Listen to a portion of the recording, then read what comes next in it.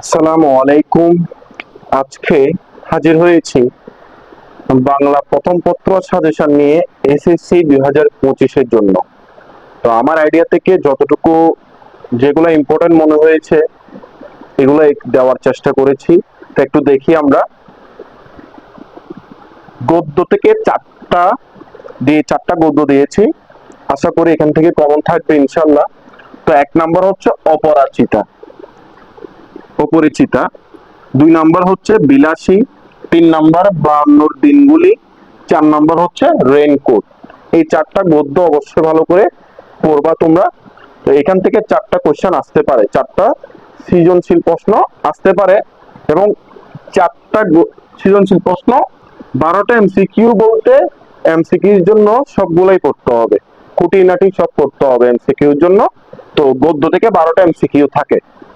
তারপর পদ্য থেকে 5টা পদ্য আমি বাছাই করেছি।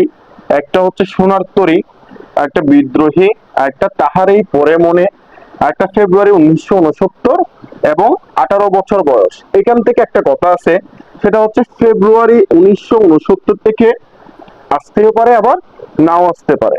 ওই জন্য 18 বছর বয়সটা গুরুত্বপূর্ণ, যদি এটা থেকে না আসে তাহলে এটা থেকে আসবে। আশা করি বোঝা গেছে। তো এখানেও সেম, পদ্য থেকে তিনটা আর এমসিকিউ 12টা, পদ্য থেকে এমসিকিউ আছে 12টা। সুতরাং এটার জন্যও খুঁটিনাটি সব পড়তে হবে 12টা এমসিকিউ তো ভালো করতে চাইলে।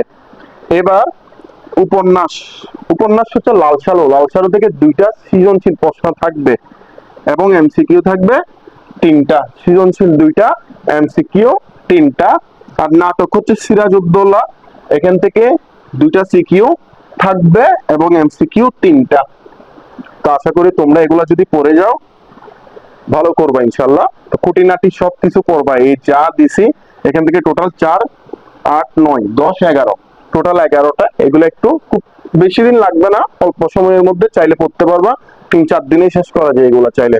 আর এমসিকিউর জন্য বেশি বেশি বোর্ড কোয়েশ্চেন প্র্যাকটিস করবা, তারপর হচ্ছে বই পড়বা, পাঠ পরিচিতি, সারাংশ, এগুলো একটু লেখক পরিচিতি ভালো করে একটু দেখবা। এগুলা জন্মসাল, মৃত্যুসাল, কিভাবে ঘুরছে, তারপর কার চরিত্র কিরকম, এগুলো সবগুলো একটু ভালো করে দেখতে হবে এমসিকিউটা ভালো করতে চাইলে। আর খুঁটিনাটি করতে হবে, বেশি বেশি পরীক্ষা দিতে হবে, নিজে নিজে বাসায় বসে বসে প্র্যাকটিস করতে হবে, পরীক্ষা দিতে হবে, সময় ধরে ধরে প্র্যাকটিস করতে হবে এবং পরীক্ষায় দেওয়া লাগবে। আসসালামু আলাইকুম।